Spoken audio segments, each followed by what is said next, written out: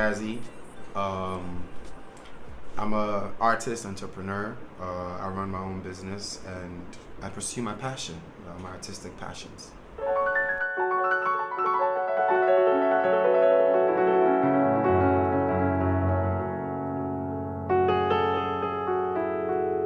I've always had a passion for music. Like growing up, I was drawn towards music. I taught myself to play the keyboard at 10, just because we had one at home, and I was just wondering what this instrument was and what it could do. Growing up, I've always been happy-go, lucky, just have my own personal energy. So it was only right I wound up in acting and modeling and stage performances and stuff like that. I've done a lot of theater. I've done several billboards and TV commercials in Ghana as a model. I've done some TV series in Ghana and Nigeria and an African movie as well. And I'm about to drop my 5th studio album, 5th hip hop album in Ghana. Jazzi baby. How are you able to manage your time? Well, it's just an interesting question. Managing my time, I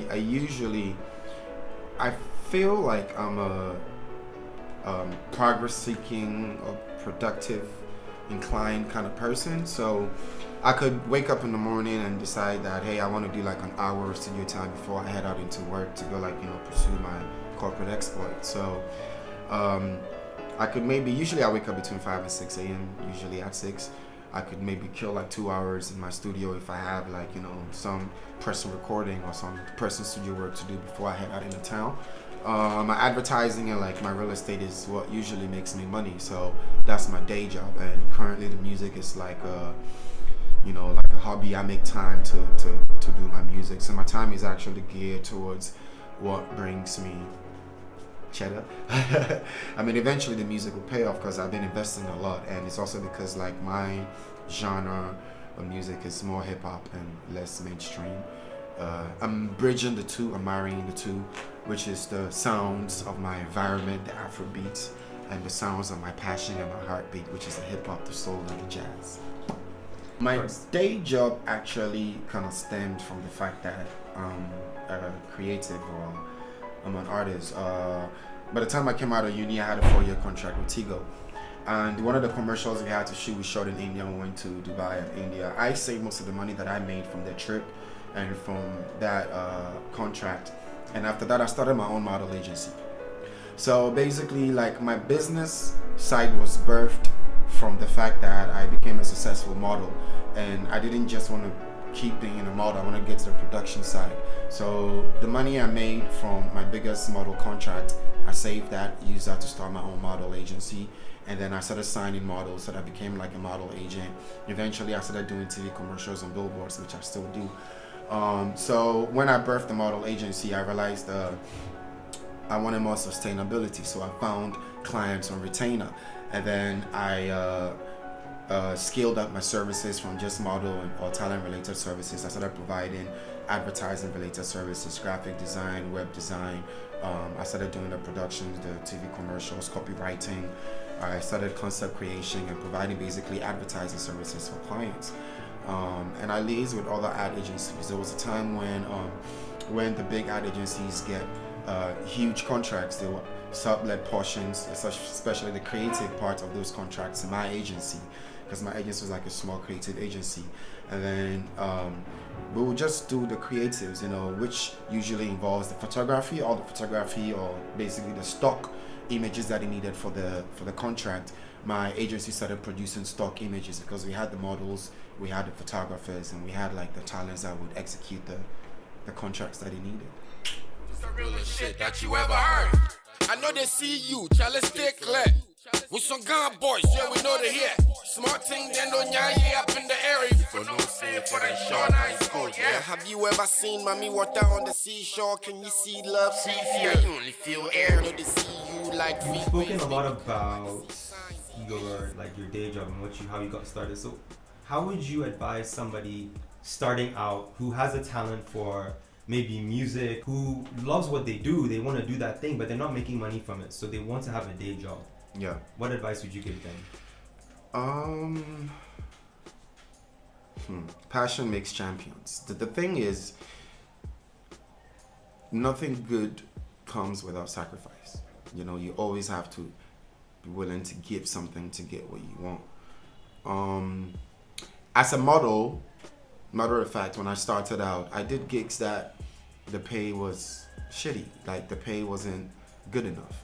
But that sacrifice, like doing those 4 or 5 gigs through an agent where the pay wasn't good, was what informed me on how to be a better agent. Or like that is where even the opportunity, I saw the opportunity to create a model agency that would do all the things that I wanted to be done for me, but do that for other models. So that's how like it started out for me as a model. As an actor, yeah, like I mean, I did same thing. I did gigs that I didn't get paid for. So you have to. There's a point in the beginning. There's a point where you have to be willing to showcase what you have. Or you have to look for avenues that can help you showcase what you have. Maybe 4 or 5 avenues, and then you can now take those avenues and put that on your CV. You build like a portfolio with that, and then you start, you know, putting yourself out there based on that portfolio. So with that portfolio, you have some leverage. You have some bargaining power. The same thing as an artist. When I started, I didn't have my own studio. I didn't have, the resources to basically create or, come up with my own studio. And the only thing I did, I didn't just start out like, writing my own songs, even though I could. I started out doing covers because it's easy. I hear a song I like, I'm like, bro, I could do that. Or I could put some lyrics to that. So I'll just go for the instrumental, download the instrumental for free online, get to a studio. I usually like to write or prepare myself in the comfort of my room or in the comfort of where I'm not paying for any studio time. And I only go to the studio when I'm well rehearsed and I'm ready to record, because at that point I am paying for studio time, and at that time studio time was as much as 150 CDs an hour. Even 150 CDs is a lot of money now, but imagine 6-10 years ago paying 150 CDs an hour for studio time. So you only get ready, you only go to the studio when you're ready to record. You don't go to the studio and go create unless you own the studio, unless your friends own the studio. But even that, like, you have to respect the studio time. So if you're just starting out, there's no need for you to go sit in the studio. Just, you can catch a vibe there if somebody's paying for the studio time. But as long as you are paying for the studio time, I would just be well rehearsed at home. So when I went to the studio, people would use like an hour now trying to write and record a song. Within that hour, I've recorded like 5 songs. Because I just go in the booth, I just record, bam, bam, bam, and I'm on to the next one. So I spent like 10 minutes recording one song or less, because it's just one take. I'm well ready to record. That way, it was easy for me to build a portfolio. Or easy when I meet somebody and say, hey, I'm an artist. They say, you got songs? I'm like, yeah, let me just send you something. I've met artists who are like, okay, I rap. I'm like, do you have songs? No, I don't. I'm yet to. It doesn't really communicate that you're ready, or like you're actually progressively seeking what you're trying to do. Yeah. So it also starts with you. You have to be ready. You have to be ready to sacrifice. You have to be ready to pursue. You have to be ready to go out there and get it. Okay. You can't just sit down when it's gonna come to you. You have to go out there and get it. Twist that, put bottles I twist, got me twisted. I'm not nice. Know the seat price when it's lit, let the roof burn. I just see flames every day, cause I seen hell. Why I like the peace of the seaside. See that thing. How do you, in your opinion, balance these two very different worlds and still find time to rehearse and practice your craft? So this is where your passion comes in. I said sacrifice. Yeah. I've had times where I'll close my day job, and as soon as it closes after 5 or 6, I'm no more maybe a worker in this place or that. I'm purely an artist, and I have a schedule. So once my day job closes, I know I have a song to write. I know I have this to do. I pursue. Basically, you have like so many hours at your disposal. It's how you allocate the time to yourself. Having a day job doesn't necessarily mean you don't have time for anything else. Ideally, you have some 2 or 3 hours before your day job starts, and you have another 2 or 3 hours before you retire and go to bed. So that's 6 hours out of the day, or 4 hours out of the day that you can get to use to practice your craft. How important is scheduling to you, and how do you schedule? They say where there's a will, there's a way. See, the thing is, also when you're starting out, you're young, you have a lot of energy. You need to, for real, My friends used to say I run on a never-ending supply of energy, but like I said, I'm progress-driven. It's also because I'm always trying to, like, reach my next milestone. I'm trying to get somewhere.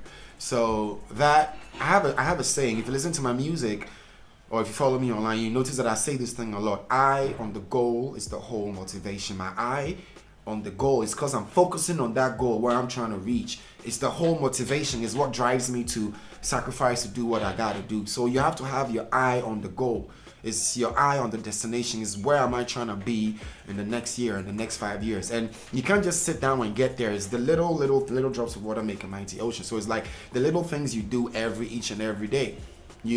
So if you really want it, it's actually there for you, but you have to be willing to go and get it. And that's where your sacrifice, your drive, your eye on the goal, which will motivate you, comes in.